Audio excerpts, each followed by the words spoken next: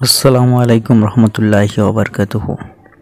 সুপ্রিয় দর্শক ও শ্রোতা মণ্ডলী, আশা করি সবাই ভালো আছেন। অনেক দিন পরে আবারও একটি নতুন গল্প নিয়ে চলে এসেছি। আজকের গল্পটি হলো সঞ্চয় নয়, দান করুন, এক আল্লাহর ওলির ঘটনা।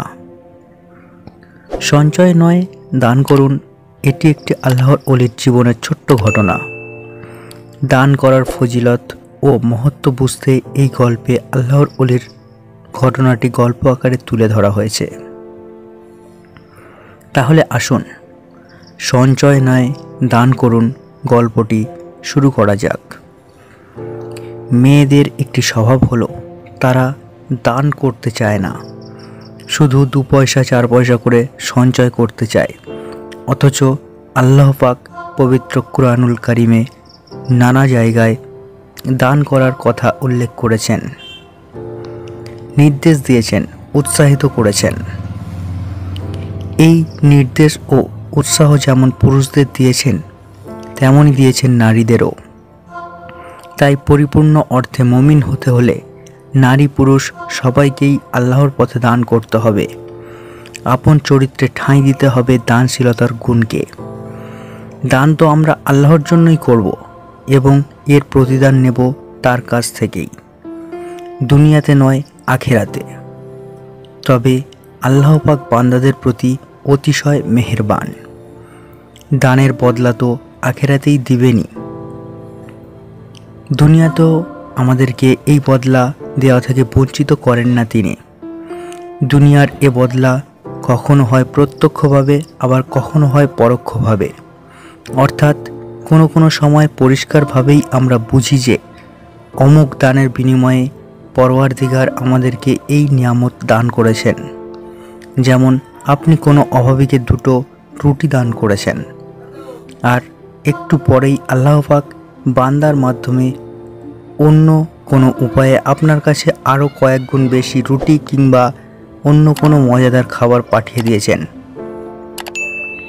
আর পরোক্ষ বদলার উদাহরণ হলো আপনি কাউকে কিছু দান করেছেন, আর আল্লাহ পাক আপনাকে এমনভাবে এর বদলা দিয়েছেন যা আপনি বুঝতেও পারেননি। যেমন আপনার কোনো বিপদ দূর করলেন, অথবা আপনার রুজি রোজগার এ বরকত দান করলেন ইত্যাদি। সুপ্রিয় দর্শক ও শ্রোতামণ্ডলী, এবার চলুন দানের প্রত্যক্ষ বদলা লাভের একটি ঘটনা শুনি। আমি বিশ্বাস করি এই ঘটনা আপনাদেরকে দানের হাতকে আরও শক্তিশালী করবে, মজবুত করবে, দান করার ব্যাপারে আপনাদেরকে উৎসাহিত করবে দারুণভাবে, ইনশাআল্লাহ। এক আল্লাহর ওলির ঘটনা। একদা তার স্ত্রী রুটি বানানোর উদ্দেশ্যে আটার খামির তৈরি করলেন। এমন সময় তার মনে হলো, আরে ঘরে তো আগুন নেই, আগুন জ্বালানোর কোনো ব্যবস্থা নেই। তাই স্বামীকে বললেন, আপনি খামিরের দিকে খেয়াল রাখুন, আমি পাশের ওই প্রতিবেশীর ঘর থেকে আগুন নিয়ে আসি। বুজুর্গ বললেন, ঠিক আছে, যাও। স্ত্রী আগুন আনতে গেল। এমন সময় ঘরের দরজায় এসে এক ফকির হাঁক ছাড়ল, বলল, মাগো, আমাকে কিছু খাবার দিন।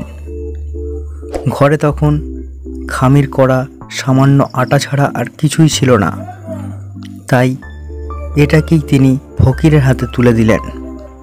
সেই সাথে বিনয়ের সাথে বললেন, ভাই, দেওয়ার মতো ঘরে আর কোনো খাবার নেই, থাকলে এই কষ্টটুকু তোমাকে দিতাম না। তুমি এই খামির দিয়ে রুটি বানিয়ে খেয়ে নিও, কেমন? ফকির বলল, জি আচ্ছা, বলে খামিরটি নিয়ে চলে গেল।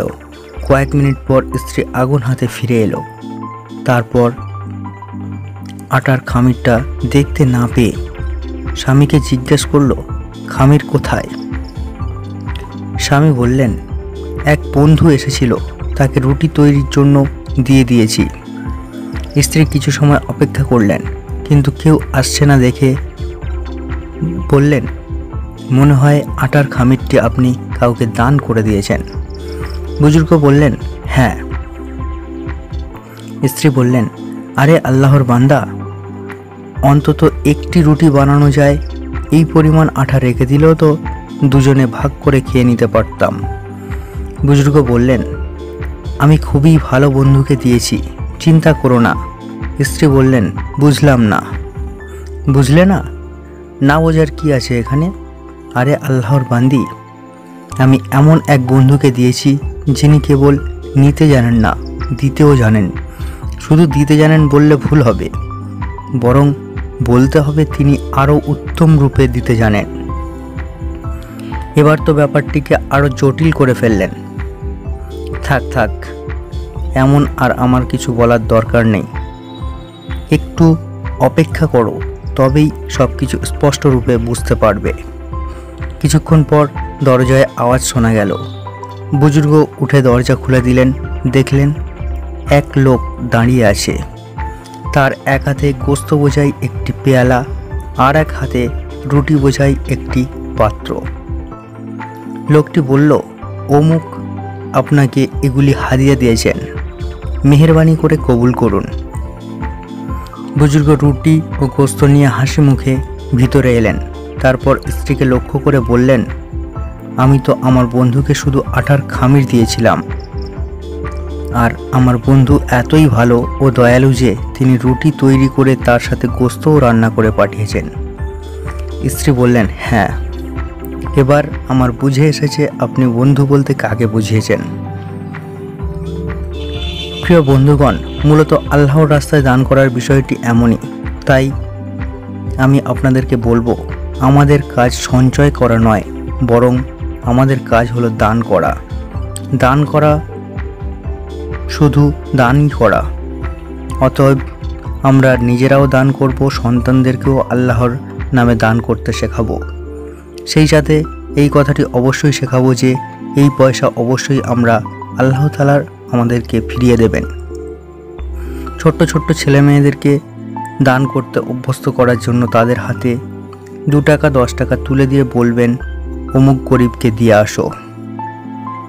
হে মাওলায়ে করিম, তুমি আমাদেরকে এমন অবস্থায় দুনিয়া থেকে বিদায় নেওয়ার তৌফিক দান করো যে অবস্থায় কোনো হক আদায় করা আমাদের বাকি থাকবে না।